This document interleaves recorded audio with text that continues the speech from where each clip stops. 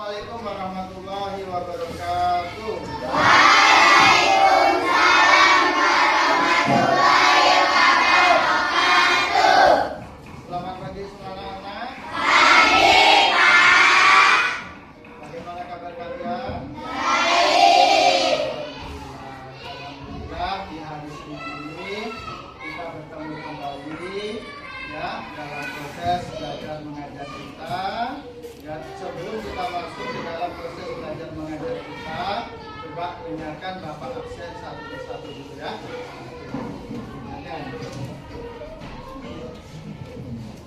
Afifah Mulia Putri, Afnadika, ya, Afnadika terakhir, Dinda ya. Kemudian Afnan, Ega, Amelia, Amar, Akila, Arina, Aufa, ya, Azhara, kemudian Diva, Faizul, Ilham, ya, Naira, Marsha, Nadia, Naila, Najwa, Azril, Revi, Rosi, Vicky, Jawa, Rivaldo, Alia, Ardi, Dimas. Oke, alhamdulillah satu orang yang nggak hadir yang berhalangan ya. Oke, hari ini kita akan belajar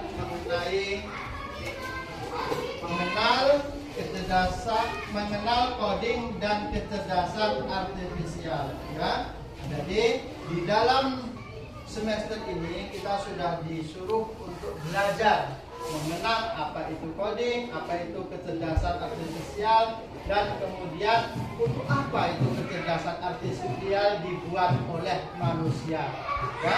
Nah, jadi tujuan belajar kita yaitu nanti kita akan mengenal apa-apa saja hasil yang dibuat oleh manusia yang mengenai kecerdasan artifisial.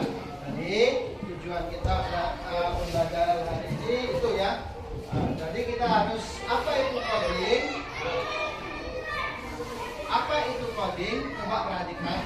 Coding adalah kegiatan menulis instruksi ya, atau perintah dalam bahasa pemrograman agar komputer bisa menjalankan apa yang kita inginkan. Jadi menulis instruksi itu adalah sebuah perintah yang ada di dalam bahasa pemrograman di dalam komputer. Kemudian setelah kita tulis perintah tersebut, kemudian komputer itu membaca. Oh, si Fulan kepingin bermain ini misalnya. Nanti kita belajar di sini.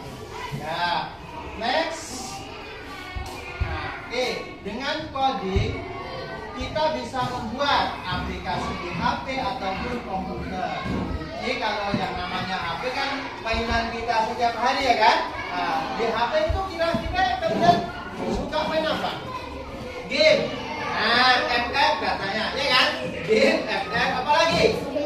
Iya, banyak sekali.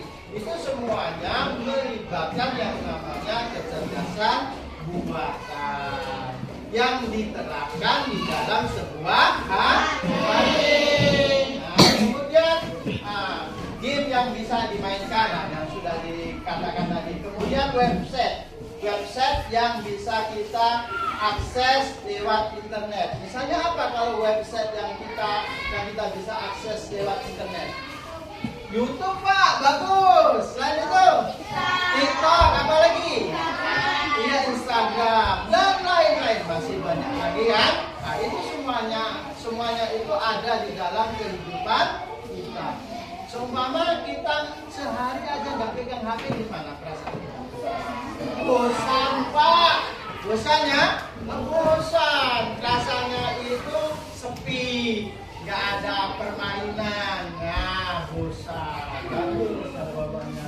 Kemudian yang nomor 4-nya itu program robot agar dia bisa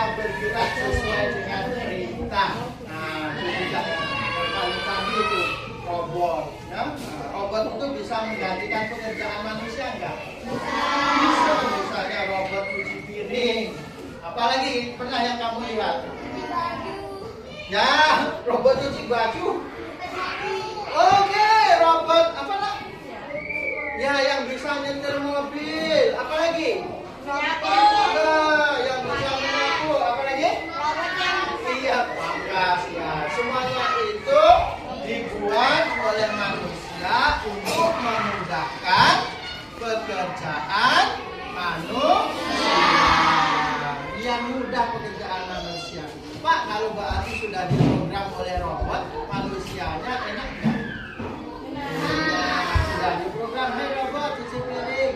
Nah, cuci piring ya. Oke, lanjut ya. Kemudian manfaat coding untuk kalian, manfaat coding yaitu melatih logika dan perilaku, melatih logika dan berpikir terstruktur. Terstruktur itu tersusun maksudnya. Nah, kemudian anak-anak bisa belajar menyusun langkah-langkah sederhana untuk menyelesaikan masalah. Kemudian meningkatkan kreativitas.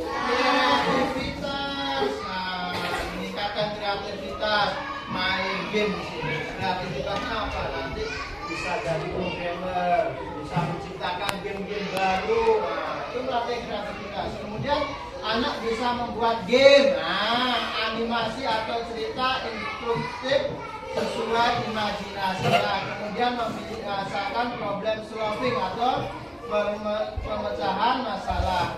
Kalau programnya error, anak bisa mencari solusi dan memperbaiki. Misalnya kita lagi main game, asik, tiba-tiba nge-lag katanya. Nah, pernah kan? Bisa lihat fake gitu. Bisa, karena kan ada yang kita mengalami. Tapi dia itu melatih kita untuk mengasah kreativitas. Kemudian mengasah kesabaran dan ketelitian, betul? Betul. Nah, kemudian mengasah mengetik kode butuh teliti. Jadi anak-anak belajar hati-hati dan tidak mudah menyerah. Kemudian mempersiapkan masa depan. Kemudian di era digital, keterampilan coding sangat berguna untuk berbagai bidang pekerjaan. Iya, berarti kalian ini harus sejak kelas dasar ini harus sudah dilatih yang namanya coding dasar, ya. Oke, kesimpulannya, coba kita perhatikan kesimpulannya. Coding membantu anak sejak dini untuk berpikir kreatif dan betul. Dengan coding, anak tidak hanya belajar teknologi, tetapi juga melatih pemecahan masalah, ketelitian, serta rasa percaya diri. Keterampilan ini akan menjadi bekal penting di era digital, baik untuk misalnya kalau kita tergantung sama HP aja, ada nggak dampak negatifnya? Silakan berpendapat. Hah? Misalnya seharian aja main HP, ada nggak dampak negatifnya? Apa? Kita jadi pusing, apalagi kita mata menjadi sakit, apalagi kita yang paling utama yaitu menjadi anak yang pemalas enggak. Terus dipanggil mamanya itu tidak benar, main HP dulu aja, ya. Jadi sesi tanya jawab, silakan. Siapa yang mau bertanya? Coba. Atau bapak yang mau bertanya nanti silakan kamu jawab. Boleh ya? Nah, boleh. Oke.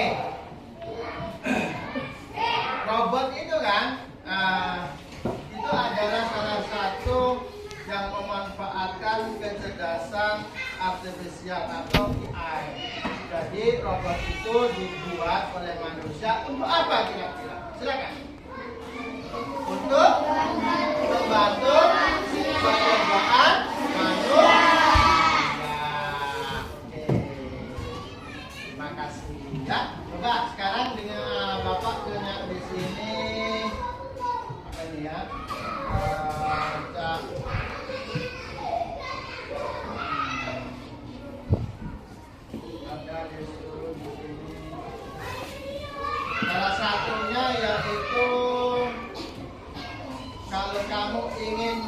membuat sebuah perintah permainan, kamu masuk ke aplikasi Canva, kamu ketik di sini Canva I ya. Nah, misalnya, coba Adi, silakan. Kamu mau game apa misalnya? Nah ya, buat perintahnya buatkan game, silakan ketik. Buatkan game permainan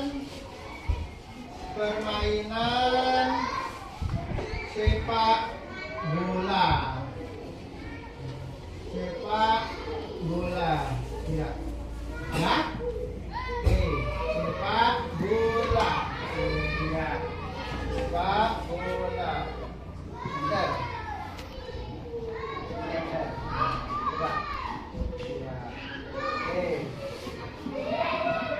Setelah di enter, ya, dia membaca perintah tersebut. Ini dia perintahnya. Dibaca tadi oleh komputer tadi. Ini perintahnya. Ini kode-kodenya. Nah, dibaca banyak ya. Dibaca terus. Ini masih proses ini. Nah, masih proses terus ini. Kode-kodenya ini kode-kodenya. Kalau kita lihat, apapun tulisannya ya kan, ini namanya kode pemrograman komputer. Yang buat itu siapa sih Pak? Ya manusia yang buat. Tetapi ditempatkan di sebuah komputer melalui jaringan apa? Jaringan internet.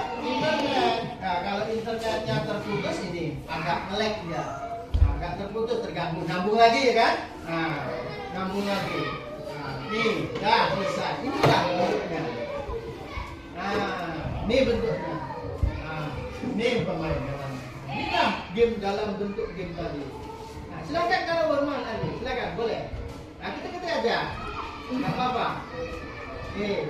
Nih, misalnya begini. Nah, di sini kan dikatakan, nih, main satu. Nah, biasa kalian yang bukan